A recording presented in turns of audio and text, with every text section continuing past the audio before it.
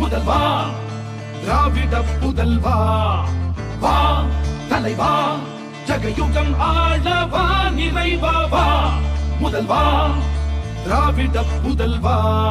அது வந்து தமிழ்நாட்டினுடைய பாதுகாப்பிற்காக ஒவ்வொருவரும் எடுக்கிற உறுதிமொழியாக இது நாளைய தினம் காலையிலிருந்து நடக்க இருக்கிறது.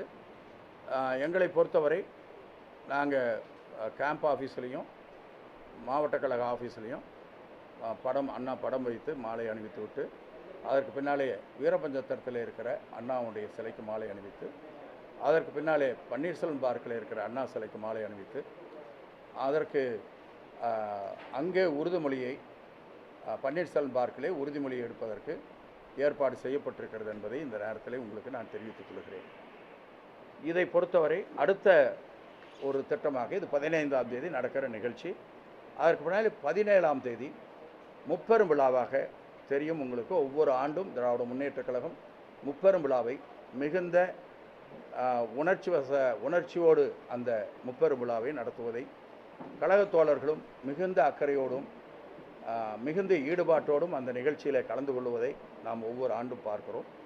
இந்த ஆண்டு கரூரில் அந்த நிகழ்ச்சியை நடத்துவதற்கு மாண்புமிகு தமிழ்நாடு முதலமைச்சர் அவர்கள் உத்தரவிட்டிருக்கிறார்கள். கரூருடைய மாவட்ட செயலாளர் நம்முடைய அன்பிற்குரிய சகோதரர் செந்தில் பாலாஜி அவர்கள் அந்த பணியை மிக வேகமாக மிக சிறப்பாக எடுத்து செய்து கொண்டிருக்கிறார்கள். உதாரணமாக சொல்ல வேண்டும் என்று சொன்னால், பேரறிஞர் அண்ணாவுடைய பிறந்தநாள், கழகம் துவக்கிய நாள் தந்தை பெரியாருடைய பிறந்தநாள். தந்தை பெரியாருடைய பிறந்தநாள் அன்று தான் இந்த முப்பெரும் விழா கொண்டாடப்படுகிறது. இப்போ அங்கே நாங்கள் அந்த இடத்தை கரூரில் கூட போய் பார்த்து விட்டு வந்தோம். நேற்றைய தினம் ஏறத்தாழ 1 லட்சத்திற்கு மேற்பட்ட இருக்கைகள் போடப்படுகிறது, சேர் போடப்படுகிறது. ஆனால் அதற்கு பின்னாலே வந்த கணக்கீட்டின்படி பார்த்தால் 3.5 லட்சம் பேருக்கு மேலே வருவதற்கான ஒரு கணக்கீடு சொல்லப்பட்டிருக்கிறது.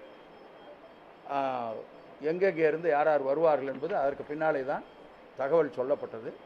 அந்த தகவலின்படி பார்த்தால் ஏறத்தாழ 3.5 லட்சம் பேர் அங்கே வருவார்கள். அது ஒரு நாள் நிகழ்ச்சி. இப்போ மாநாடு என்றால் 2 நாள் நிகழ்ச்சி அப்படியெல்லாம் இருக்கும். இது ஒரு நாள் நிகழ்ச்சி. மதியம் துவங்கி மாலையில் 7 மணிக்கெல்லாம் முடிகிற ஒரு நிகழ்ச்சி.